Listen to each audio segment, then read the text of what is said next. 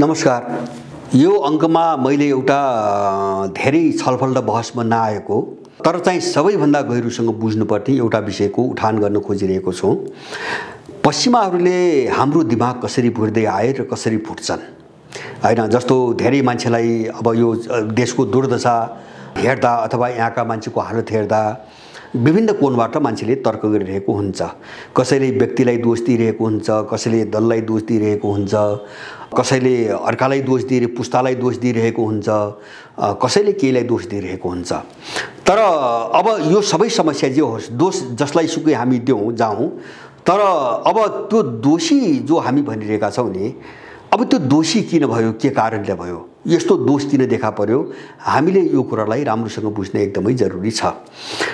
त्यसको एउटा चाहिँ आधारभूत कारण पश्चिमाहरूको सधैँभरिको एउटा रणनीति के हो भन्छ भने कसरी आफूभन्दा कमजोरहरू अथवा चाहिँ आफूसँग अमिल्दाहरूको दिमाग कसरी भुट्ने भनेर उनीहरूले एउटा बृहत रणनीति बनाएका छन् र त्यसलाई संसारभरि कार्यान्वयन गर्दै आएका छन्। त्यो भनेको के हो भन्छ भने सोचाइ र विचारमा अर्काको दिमाग कसरी भुट्ने हैन। जस्तो मैले यदाकदा पहिले पनि उठाउँदै आएको छु र अब मेरो आफ्नो यो च्यानलमा मैले विस्तृत रूपमा श्रृङ्खलाबद्ध रूपमा यिनी कुराहरू उठाउँछु। जस्तो आधुनिकतावाद भन्छन् उनीहरू। आधुनिकतावादको व्याख्या उनीहरू कसरी गर्छन् भन्छ भने यो भनेको पश्चिमी श्रेष्ठताको सिद्धान्त हो अथवा पश्चिम श्रेष्ठ छ, पूर्व चाहिँ एकदमै पछौटे परम्परावादी र रूढिवादी छ। त्यसकारणले गर्दाखेरि पश्चिमतिर जे छ त्यो सबै राम्रो छ र पूर्वमा जे छ त्यो सबै खराब छ भन्ने जुन एउटा सिद्धान्त उनले बनाए त्यसलाई उनीहरूले आधुनिकतावादको आवरणमा चाहिँ सजाएका छन्। अब यो आधुनिकतावादभित्र उनको विचारधाराको क्षेत्र पनि पर्छ अथवा उनी कहाँ जे विकास भयो, जुन विचार विकास भयो हैन, राजनीतिक विचारधारा, आर्थिक विचारधारा, सामाजिक सांस्कृतिक विचारधारा, नैतिक विचारधारा, जति पनि विचारहरू चाहिँ तपाईको विकास भए ती विकासहरू सबैभन्दा श्रेष्ठ छन् भन्ने उनीहरूको दाबी छ र त्यसलाई निर्यात गर्नुको निम्ति उनले चाहिँ संसारभरि एउटा ठुलो डिजाइन बनाए, धेरै पहिलेदेखि ठुलो डिजाइन बनाए। हामी त्यो चिजको नराम्रोसँग शिकार भएका छौँ। अथवा मैले भन्न खोजेको के भन्छ भने हामीसँग जे आफ्नापन थिए, जे मौलिकता थिए, जे स्वदेशी थिए, तिनी सबै चिज उनीहरूले यसरी मारिदिए र उनीहरूले आफ्नो चिज यसरी हाम्रो दिमागमा लादे कि त्यसले गर्दाखेरि हामीले आफैलाई चाहिँ तपाईको बिर्स्यौँ हैन, आफैलाई चिन्न नसक्ने अवस्थामा पुग्यौँ र आफूलाई नचिन्ने हुँदा हामीले समाज पनि नचिन्ने भयौँ, हामीले देश पनि नचिन्ने भयौँ। हाम्रो समस्या यो हो। आज हामी उनको व्याख्या, उनको सिद्धान्त र उनको विचारको वरिपरि बहस गरिरहेका छौँ, हामी त्यहाँ घुमिरहेका छौँ र वास्तविकता के हो भन्ने कुरातिर हामीले चाहिँ तपाईको ध्यान दिनै सकिरहेका छैनौँ। अब यस्तै एउटा उनको खतरनाक रणनीति मध्ये म एउटा रणनीतिको मात्रै आज चर्चा गर्न चाहन्छु। त्यो हो चाहिँ तपाईको विचारधारात्मक चाहिँ तपाईको आधिपत्यता, विचारधारात्मक अधीनस्थता अथवा चाहिँ वैचारिक दमन पनि भन्न सकिन्छ अथवा वैचारिक गुलामी पनि भन्न सकिन्छ, जसलाई उनीहरू चाहिँ आइडियोलोजिकल सबभर्सन भन्छन्। उनले ठुल्ठुला ग्रन्थहरू चाहिँ लेखेका छन् यसको पक्षमा र उनीहरूले कसरी मान्छेहरूलाई, जस्तो अर्को देशको मान्छेलाई आफ्नो बनाएर हैन, जस्तो नेपाललाई समाप्त पार्नु छ, नेपालीहरूलाई गुलाम बनाउनु छ भने नेपालभित्रकै मान्छेहरूलाई आफ्नो बनाएर अथवा दिमाग त्यस्तो बनाएर कसरी चाहिँ त्यही नेपालीलाई हाम्रो देश विरुद्ध प्रयोग गर्ने, हाम्रो समाज विरुद्ध प्रयोग गर्ने, त्यो उनको धेरै लामो समयदेखि चल्दै आएको रणनीति हो। र यसको निम्ति उनीहरूले आम मान्छे जहाँबाट प्रभावित हुन्छ त्यो त्यो त्यो क्षेत्रलाई यिनले निशाना बनाउँछन्। जस्तो शिक्षा हैन, शिक्षा चाहिँ उनको विचार लाद्ने र हाम्रो विचारलाई चाहिँ हाम्रो दिमागबाट उडाउने एउटा महत्त्वपूर्ण चाहिँ तपाईको माध्यम भएको छ नेपालमा। 2028 सालमा नयाँ शिक्षा प्रणाली आइसकेपछि अहिले तपाईँ देख्नुहुन्छ, तपाईँ स्कुलमा जानुहोस्, जहाँ बोर्डिङ जहाँ अङ्ग्रेजी भाषाबाट पढाइ हुन्छ त्यो स्कुलमा जानुहोस् वा कलेजमा जानुहोस्, त्यहाँ कहीँ पनि नेपाल पढाइँदैन, नेपाली पढाइँदैन, नेपालीपन पढाइँदैन। त्यहाँ युरोप पढाइन्छ, त्यहाँ अमेरिका पढाइन्छ अथवा उनको धन सम्पत्तिको बखान गरिन्छ, उनको सम्पन्नताको तपाईको बखान गरिन्छ र यसरी प्रस्तुत गरिन्छ। उनका पात्र पढाइन्छ हैन, उनका चाहिँ तपाईको विद्वानहरू पढाइन्छ, उनका विज्ञहरू पढाइन्छ, उनको प्रविधि पढाइन्छ हैन, उनको चाहिँ तपाईको दर्शन पढाइन्छ, उनको अर्थशास्त्र पढाइन्छ, सबै चिज उनको पढाइन्छ र मानव यसरी प्रस्तुत गरिन्छ कि स्वर्ग भनेको त्यही हो, स्वर्ग भनेको युरोप अमेरिका हो भन्ने पढाइन्छ। यो मैले भन्न खोजेको एउटा माध्यम शिक्षा हो जसले आम मान्छेलाई चाहिँ तपाईको गुलाम बनाउने एउटा मद्दत गर्छ र उनीहरूले आफ्नो शिक्षा प्रणालीबाट अहिलेको दिनसम्म आउँदाखेरि आम नेपालीलाई झन्डै झन्डै एउटा मानसिक रूपमा गुलाम बनाइसकेको अवस्था छ र उनीहरूले यो मान्छेबाट अब हाम्रो देशमाथि आक्रमण गराउँछन् उनीहरू, हैन? जस्तो किन विचार त पश्चिममा भयो, अब शिक्षा प्रणालीबाट पश्चिमी विचार ल्याए, त्यसैले त्यो विचारबाट अब त्यही मान्छेले, त्यो पढेको मान्छेले आफूमाथि आक्रमण गर्छ, आफ्नो घरमाथि आक्रमण गर्छ, समाजमाथि आक्रमण गर्छ र देशमाथि आक्रमण गर्छ। कसरी आक्रमण गर्छ भन्छ भने यो त रूढिवादी हो, यो पछौटी हो, नेपाल काम लाग्दैन, यस्तो देशमा बस्न हुन्न, यहाँ बसेर के काम छ। अहिलेको जम्मै त्यही पुस्ताले त्यही कुरा गरिरहेका हामी सुन्छौँ। किन अब उनीहरूले शिक्षा प्रणालीबाट त्यस्तो मान्छे उत्पादन गरिरहेका छन्, एउटा माध्यम। दोस्रो, वैचारिक दमनको अथवा विचारधारात्मक आधिपत्यताको दोस्रो हतियार भनेको मिडिया हो, सञ्चार हो। जस्तो तपाईहरु देखिराख्नु भएको छ अहिले हामीले जुन दुर्दशा देखेका छौं नि, जस्तो यो मिडिया कहिले पनि देशको पक्षमा अथवा न्यायको पक्षमा जो दबेका हुन्छन् उनको पक्षमा यसले कहिले पनि लेख्दैन। किन स्थापित मिडिया भनेको दलाल मिडिया हो, हामी यसमा स्पष्ट हुनुपर्छ। अहिलेको मिडियाले स्वतन्त्र समाचार दिँदैन, स्वतन्त्र सूचनाहरू दिँदैन, यो मान्छेलाई भ्रम छ। त्यसैले मिडिया भनेको स्थापित सत्तापक्षीय मिडिया हो, त्यो चाहिँ साम्राज्यवाद पक्षीय मिडिया हो। किन उसको लगानी हुन्छ, उसले नियन्त्रण गरेर बसेको हुन्छ। त्यसकारणले मिडिया भनेको के हुन्छ भने आम मान्छेलाई प्रभावित पार्ने दोस्रो महत्त्वपूर्ण माध्यम हो, शिक्षा जस्तै। जस्तो शिक्षाले नयाँ जेनेरेसनलाई सबैलाई त्यही सोचमा लैजान्छ, त्यही स्कुलिङमा लैजान्छ। अब चाहिँ मिडियाले के गर्छ भन्छ भने सूचना, गलत सूचनाहरू सम्प्रेषण गरेर मान्छेलाई गुमराहमा पार्छ, दिग्भ्रमित पार्छ। र तेस्रो माध्यम भनेको तपाईको राजनीति। राजनीतिभित्र दुई थरी छ। जस्तो उनीहरूले एउटा त राज्यलाई प्रयोग गर्छन्, हैन, आफ्नो विचार स्थापित गर्नको निम्ति। जस्तो नेपालमा तपाई हामी देख्छौं नि, सरकारका सबै पोलिसीहरू एनजिओले बनाइराछन्। किन? राज्यमा दलालहरू भर्ती गए, उनको मान्छे छ, उनको सुराकी छ, उनको एजेन्ट छ, हैन, उनले उठाएर ल्याएको चुत्थो मान्छे, चौकीदार जस्तो मान्छे सत्तामा बसेको छ, उनकै निम्ति काम गर्छ। एउटा त राज्यलाई, राजनीतिभित्र एउटा राज्यलाई प्रयोग गर्छन् र आफ्नो विचार स्थापित गर्छन्, हैन। जस्तो एनजिओहरू, त्यसको निम्ति उनले हजारौं एनजिओहरू परिचालन गरेका छन्। नेपालको अहिलेको समस्या डरलाग्दो कस्तो छ भन्छ भने कुनै पनि मन्त्रालयको एउटा नीति यहाँको मान्छेले बनाउँदैन। यहाँको मन्त्री, यहाँका सचिव, यहाँका कर्मचारी जति छन् नि, पोलिसी यिनीहरूले बनाउँदैनन्। यिनीहरूलाई साक्षी राख्ने मात्रै हो, पोलिसी बनाउने सबै एनजिओहरू छन्। आज तपाईँ हामीले हेरिरहेका छौँ सर्वोच्च अदालतमा जुन दुर्दशा, बेइज्जती, यस्तो नाङ्गो छाडापन जो आज देखियो। न्याय भन्ने ठाउँमा, न्यायालय जहाँ चाहिँ न्याय दिन्छ भन्ने थियो मान्छेहरूलाई, त्यो ठाउँमा यत्रो तमासा छ। कारण के त भन्छ भने एनजिओ पसे। एनजिओको लगानी गर्ने जब अनुमति दियो सर्वोच्च अदालतमा, त्यसपछि सारा स्वाहा भयो। र एनजिओहरूले यस्तो नीति बनाउँदै जान थाले कि अब त्यहाँभित्र मेलमिलाप पनि छैन, त्यहाँभित्र न्याय पनि छैन, त्यहाँभित्र समन्वय पनि छैन। त्यहाँ चाहिँ विभिन्न अपराधीहरूको ग्याङमा विभाजित भयो न्यायालय। त्यही समस्या हामी झेलिरहेछौँ। दलहरूमा त्यही समस्या हो, राज्य प्रणालीभित्र समस्या त्यही हो। र अब राजनीतिभित्र एउटा चाहिँ माध्यम उनले राज्यलाई बनाइरहेका छन् र दोस्रो माध्यम चाहिँ उनले चाहिँ के अरे चाहिँ एउटा आन्दोलन भन्छन्, कतै विद्रोह भन्छन्। जस्तो हामीले माने आफ्नो विचार स्थापित गर्नको निम्ति, है, आफ्नो विचार स्थापित गर्नको निम्ति, जस्तो अफ्रिका, पश्चिम एसिया खाडीका देशहरू हुँदै अस्ति कजाकिस्तानको भर्खरको घटना भयो, उनीहरूले त्यसलाई कलर रिभोल्युसन नाम दिएका छन्।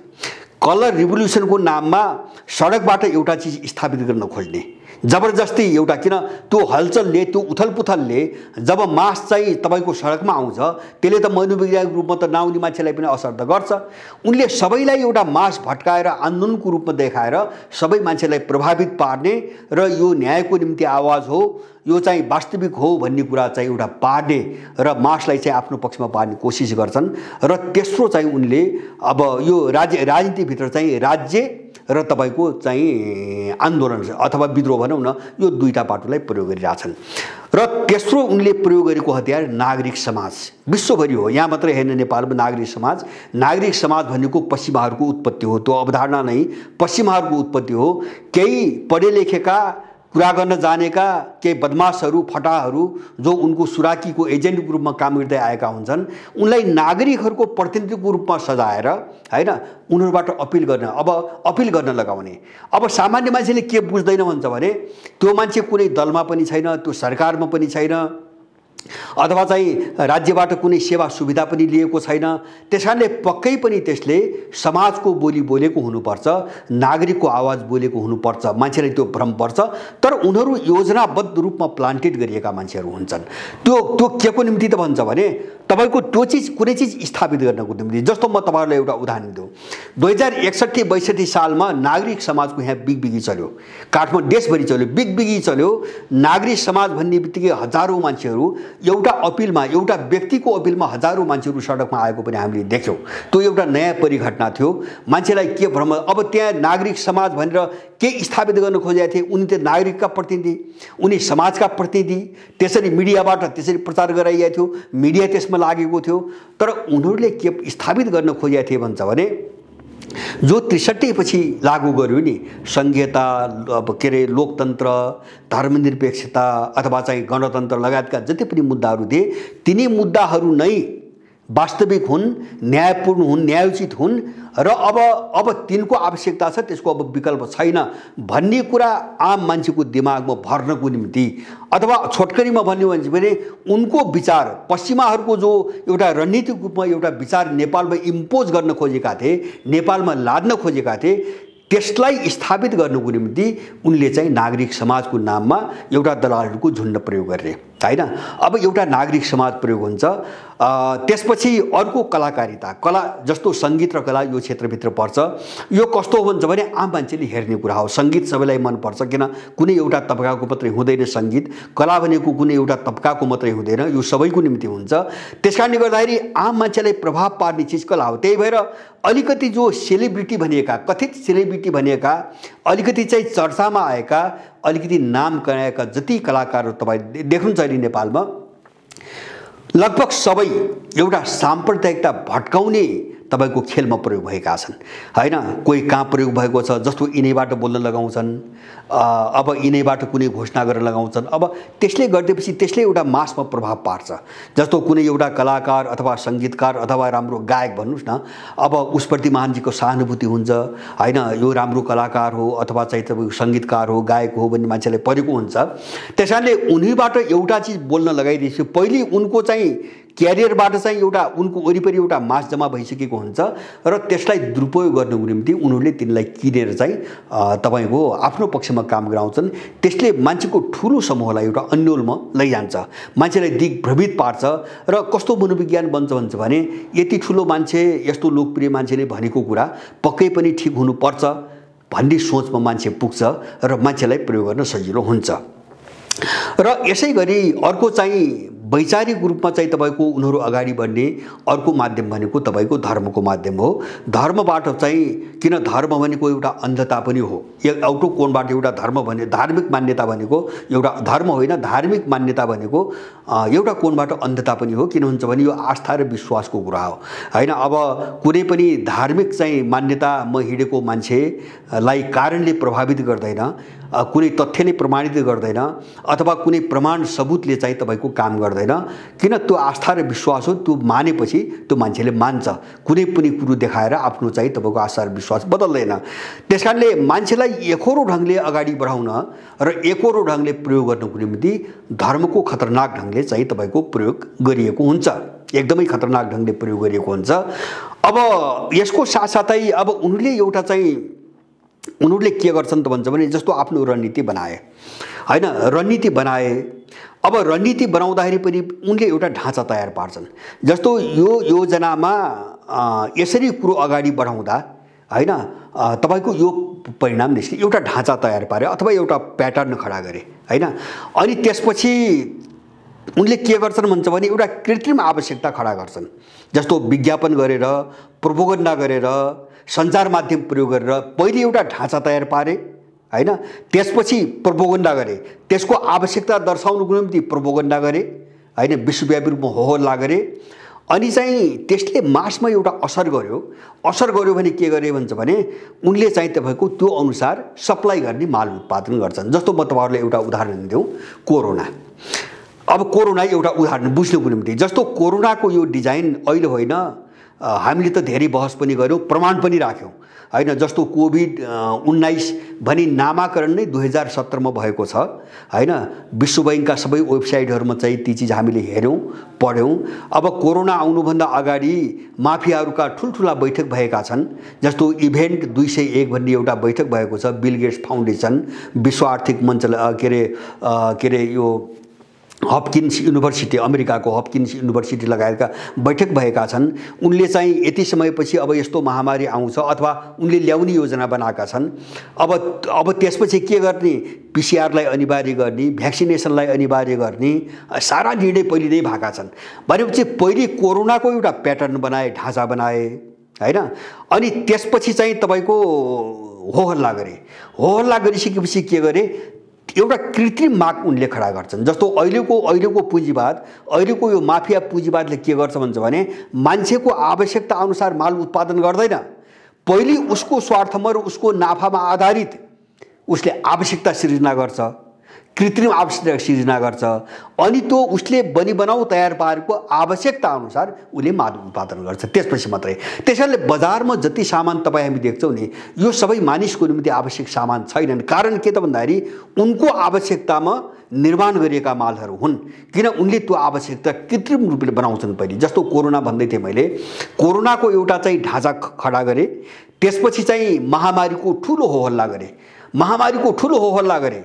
अब चाहिँ उनले केसम्म घोषणा गरे भन्छ भने वर्ष दिनमा 6.5 करोड मान्छेहरू यसले मार्न सक्छ भनेर बिल गेट्स फाउन्डेसनले त्यो 201 भन्ने जो इभेन्ट भनेर उनको बैठकको नाम दिएको छ, त्यसमा चाहिँ 6.5 करोड मान्छे चाहिँ मारिन सक्ने चाहिँ निर्णय उनीहरू गरे। कोरोना नदेखिँदै एउटा ठूलो त्रास र आतंक पैदा गरे। त्यसपछि त्यो आतंकले मान्छेहरूलाई जुन असर गर्यो नि, कोरोना देखेपछि, जस्तो यो चीनको घटनापछि जो चाहिँ हाहाकार संसारमा मचाए उनीहरूले एउटा प्रचारबाट, त्यसपछि अब मान्छेको जुन आवश्यकता अनुभूति हुन गयो त्यसअनुसार उनले माल उत्पादन गरे। जस्तो पीसीआर, भ्याक्सिन हैन, विभिन्न किटहरू भन्ने, मास्कहरू भन्ने, सारा चीज धमाधम संसारभरि उत्पादन हुँदै गयो। अब यस्तो खालको उनको रणनीति छ। म यसलाई अझ बुझाउनुको निम्ति म दुईटा उदाहरण जोड्छु। जस्तो एउटा वैचारिक चाहिँ दमन अथवा चाहिँ तपाईको अर्काको विचार चाहिँ तपाईको भुटेर, दिमाग भुटेर आफ्नो गुलाम कसरी बनाउने भन्ने घटनाका अरु दुईटा राम्रा उदाहरण छन् कोरोना बाहेक। म तपाईहरुलाई एकचोटी सन् 1991 मा जो सोभियत युनियनको जो विघटन भयो त्योभन्दा थोरै अगाडिको एउटा घटनातिर लैजान्छु। त्यो बेला चाहिँ तपाईको गोर्बाचेभ सत्तामा आए, सोभियत युनियनमा गोर्बाचेभ सत्तामा आए 1985 मा। त्यसपछि उनले ग्लासनोस्ट र पेरेस्ट्रोइकाको नाममा त्यो अमेरिकाबाट बढी प्रभावित अथवा चाहिँ त्यहाँ चाहिँ व्यापक रूपमा उनको घुसपैठ भइसकेको थियो। अब उनको चाहिँ प्रभावमा परेर खुलापन, आर्थिक उदारवाद र खुलापनको चाहिँ नारा ल्याए र त्यसले लगभग चाहिँ अमेरिकन घुसपैठले, युरोपियन घुसपैठले सोभियत युनियन अब टुट्ने निश्चित भयो। अब कुनै पनि कोणबाट सोभियत युनियन नटेक्ने निश्चित भइसकेपछि उनीहरूले बर्लिन पर्खाल ढल्नुभन्दा थोरै अगाडि 1989 मा बर्लिन पर्खाल ढल्नुभन्दा पूर्व र पश्चिमी जर्मनीको जो बीचमा जो पर्खाल लगाइएको थियो त्यो ढल्नुभन्दा थोरै अगाडि उनले फुकुयामा भन्ने एउटा चाहिँ विद्वानलाई, एउटा प्रोफेसरलाई, अमेरिकनलाई उनले इतिहासको अन्त्य भन्ने एउटा घोषणा, इतिहासको अन्त्य भयो, अन्त्य हुँदैछ भनेर एउटा लेख्न सुरु गराए र उनले चाहिँ अब 92 मा आएर के भने भन्छ भने इतिहासको अन्त्य भयो। सोभियत युनियन पनि तपाईको ढल्यो, गएपछि इतिहासको अन्त्य भयो र आधुनिकतावाद सिद्धियो। अब उत्तर आधुनिकतावाद सुरु भयो। उत्तर आधुनिकतावादका केही विशेषता उनले व्याख्या के गरे त भन्छ भने अब अमेरिकी नेतृत्वको विकल्प छैन, नम्बर 1। संसारमा अमेरिकी नेतृत्वको विकल्प छैन, नम्बर 1। नम्बर 2, अबको मान्छे उपभोक्ता हो। अबको मान्छे एउटा चाहिँ कर्पोरेट हाउसले जे उत्पादन गर्छ अथवा ठुलो खरबपतिले जे उत्पादन गर्छ त्यो खाएर बाँच्ने एउटा उपभोक्ता मात्रै हो अथवा एउटा जानवर हो। तपाईँ हामीले बुझ्ने भाषामा भन्ने हो भने यो चाहिँ गोठमा राखिएको एउटा जानवर हो जसले चाहिँ दिएको खानुपर्छ। मान्छे अब त्यस्तो भयो र तेस्रो चाहिँ विचारधाराको अन्त्य भयो। विचारधारामा जो लडाइँ थियो नि, हिजोको लडाइँ पुँजीवाद र साम्यवाद भन्ने थियो, यस्ता विचारको लडाइँ समाप्त भयो। अब विचारको ठाउँमा उपभोक्तावाद लियो आदि इत्यादि घोषणा गर्न उनीहरूले लगाए।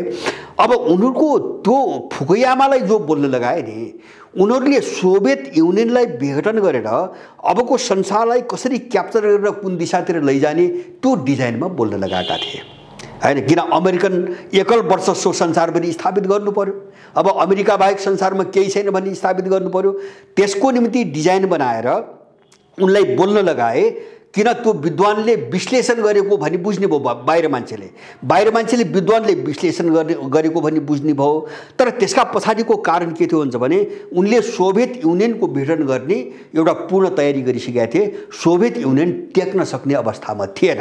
त्यसकारणले अब झट्ट हेर्दाखेरि फुकुयामाले चाहिँ एउटा ठुलो बरु दूरदर्शी भविष्यवाणी गर्यो भन्ने पर्यो हैन, पर्ने भयो। अब यस्तै म दोस्रो उदाहरण हन्टिङटनको दिन्छु हैन। हन्टिङटन एउटा समाजशास्त्री हुन्, अमेरिकाकै विद्वान हुन्। अब सोभियत युनियनको विघटन भइसकेपछि सुन्नुहोस् है, विचारधारात्मक लडाईँ कमजोर भयो हैन, कम्युनिस्ट दुनियाँ कमजोर भयो अथवा सोभियत युनियनको जो कित्ता थियो त्यो छिन्नभिन्न भयो, कमजोर भयो। अब त्यसपछि लडाईँ को त, जस्तो पश्चिमाहरूको अब शत्रु को त भन्दाखेरि इस्लाम जगत हैन। उनले इस्लामलाई निशाना बनाए। त्यसपछि हैन, सोभियत युनियन पन्छिसकेपछि उनले इस्लामलाई निशाना बनाए र उनले हन्टिङटनलाई सुरुदेखि के लेख्न लगाए भन्छ भने अबको द्वन्द्व भनेको सभ्यताको द्वन्द्व हो, त्यो घोषणा गर्न लगाए। त्यो घोषणा हन्टिङटनको विश्लेषण थिएन, त्यो अमेरिकी साम्राज्यवादले बनाएको रणनीति साँच्चीकै रहेछ भनेर मान्छेलाई प्रभावित पार्नको निम्ति हन्टिङटनबाट भन्न लगाइएको थियो। हन्टिङटनले के गरे भन्छ भने अबको लडाईँ भनेको सभ्यताको द्वन्द्व हो र यो अब देशका बीचमा लडाईँ हुँदैन जस्तो हिजो भयो हैन। हिजो देशका बीचमा युद्ध भयो, अब युद्ध देश र देशका बीचमा हुँदैन, अब युद्ध चाहिँ सभ्यताका बीचमा हुन्छ र एउटा धुरीको नेतृत्व चाहिँ अमेरिकाले गर्छ, एउटा सभ्यताको नेतृत्व अमेरिकाले गर्छ। अरु चाहिँ धेरै खालका हुन्छन् भनेका छन्, तर मुख्य सङ्केत उनले इस्लामलाई गरेका छन् हैन। मुख्य प्रतिद्वन्दी इस्लाम सभ्यता हुन्छ र त्यसभित्र अरू पनि पर्छन् भनेर संसारका जति पनि इसाई सभ्यताभन्दा बाहिरका जति पनि सांस्कृतिक सभ्यताहरू थिए सबैलाई मास्ने डिजाइनमा उनीहरू अगाडि बढाए। त्यसको निम्ति उनले प्रयोग गरे हन्टिङटनलाई।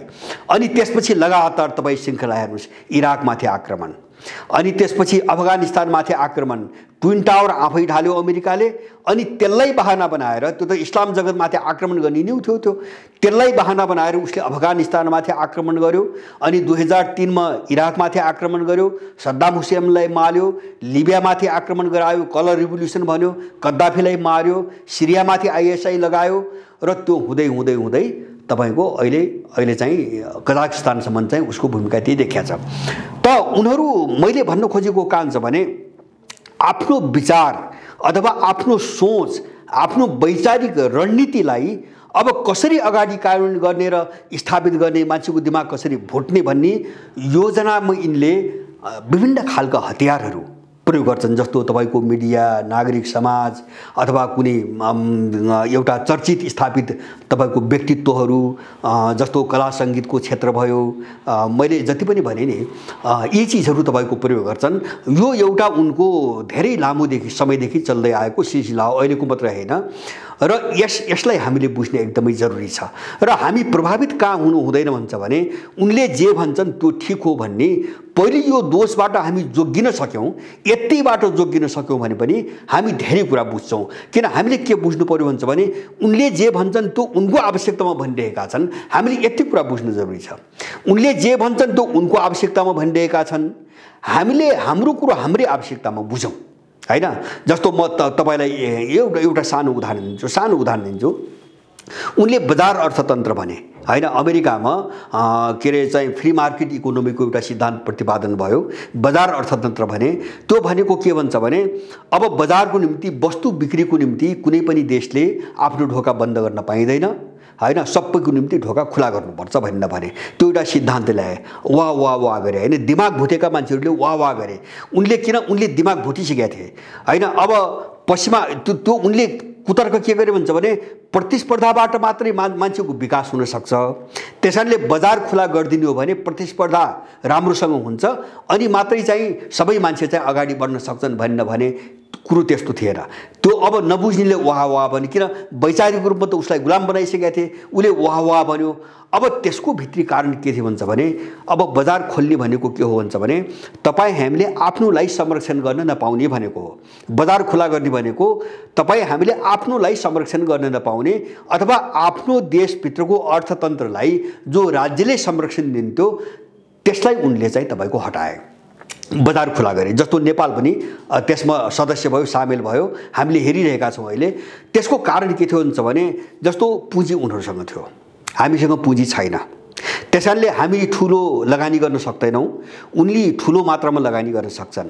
नम्बर 1, अब उनीसँग माथिल्लो स्तरको प्रविधि छ, त्यो पनि आफ्नो आवश्यकताको प्रवृत्ति छ। हामीसँग त्यो प्रवृत्ति छैन, उनको त्यो स्तरको प्रवृत्ति छैन र हाम्रो प्रवृत्ति बेग्लै छ र त्यसमा पनि पछौटे छ। नम्बर 2, नम्बर 3, हामीसँग जनशक्ति कमजोर छ, पिछडिएको छ, हैन, शिक्षा छैन, तालिम छैन, सिप छैन, हैन, उनीहरूसँग सबै छ। अब हामी सानो लगानी गर्छौं, त्यसकारणले सानो मात्रामा उत्पादन गर्छौं, हाम्रो लागत बढी पर्छ। उनले त्यही सामान हैन अरबौंको क्वान्टिटीमा मात्रामा उत्पादन गर्छन्, उनको लागत एकदमै कम हुन्छ, थोरै हुन्छ। जस्तो हामीले कुनै चीज, जस्तो हामीले जुत्ता बनाउँदा, जस्तो हाम्रो घरमा चाहिँ गाउँघरमा जुत्ता बनाउँदा त्यसको लागत चाहिँ तपाईको 500 रुपैयाँ पर्छ भने त्यही जुत्ता उनीहरूले 100 रुपैयाँमा उत्पादन गर्छन् कारखानाबाट। लागतको यति ठुलो अन्तर आउँछ। अब यो सबै कारणले हामी उनीहरूसँग प्रतिस्पर्धा गर्ने सम्भावना त थिएन, हामी त कहीँ पनि प्रतिस्पर्धा गर्न सकेनौँ। त्यो हामी मासिने भन्दा अर्को विकल्पै थिएन हामीसँग, भयो त्यही, हैन।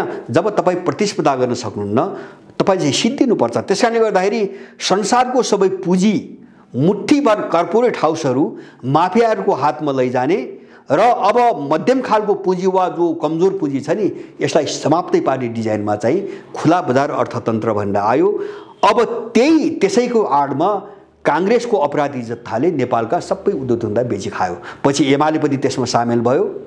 राजाहरूका पालामा राजा महेन्द्र र वीरेन्द्रले जति पनि भौतिक पूर्वाधार, विकासका औद्योगिक पूर्वाधारमा थिए सबै बेची खाए। आज देशमा उद्योगधन्दा पनि छैन, उत्पादन पनि छैन। त यस्तो खालको एउटा डिजाइनबाट उनीहरूले काम गरिरहेका छन्।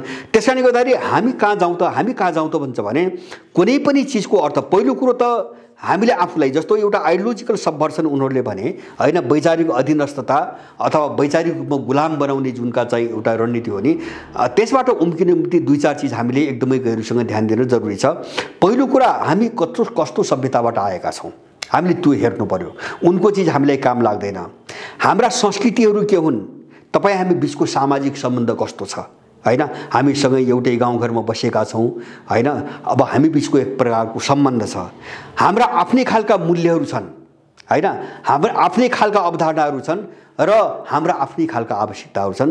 ती हाम्रा आवश्यकताहरू केले तय गर्छ त भन्छ भने यो समग्र चीज जो हामीसँग छ, जो हाम्रो देशभित्र छ, जसलाई हामी आफ्नोपन भन्छौं, यो सबै चीजले हाम्रो आवश्यकतालाई परिभाषित गर्ने हो। त्यसकारणले उनको आवश्यकता के हो त्यो उनको कुरा भयो, हाम्रो आवश्यकता के हो त्यो हाम्रो कुरा भयो। त्यसकारणले गर्दाखेरि बाहिरबाट जो चीज आउँछन् नि त्यो हाम्रो निम्ति कहिले पनि काम लाग्दैनन्। त्यसै कारणले हामी यो समस्यामा फस्या हौं। किन वैचारिक रूपमा अहिले हामी पश्चिमा छौं, कानुनी रूपमा हामी नेपाली हौला, तर वैचारिक रूपमा हामी पश्चिमा छौं। हाम्रो दिमाग पश्चिमा छ। हाम्रो दिमागले हाम्रो देशलाई छि भन्छ, युरोप र अमेरिकालाई वाह भन्छ। हाम्रो दिमागले हाम्रा सभ्यतालाई पछौटे भन्छ, उनको सभ्यतालाई महान भन्छ। हाम्रो दिमागले हाम्रा संस्कार र संस्कृतिलाई चाहिँ रूढिवादी भन्छ, उनलाई चाहिँ एकदम विकसित आधुनिक भन्छ। हाम्रो दिमागले हाम्रा देशका महान पात्रहरू, हाम्रा देशका एउटा चाहे ती कथात्मक पात्रहरू हुन्, चाहे ती वास्तविक पात्रहरू हुन्, हामी कहाँ तपाईको के अरे चाहिँ पात्रहरू जो छन् यिनलाई घृणा गर्छ, हैन, स्वदेशीपनलाई घृणा गर्छ, विदेशी पात्रहरूप्रति गर्व गर्छ, तिनलाई महान ठुला भन्छ। यो सबै समस्या यही वैचारिक दमनबाट आएको समस्या हो। यो समस्यालाई हामीले उल्टाउन जरुरी छ। यसैलाई मैले पुनर्जागरण आन्दोलन भन्दै आएको छु।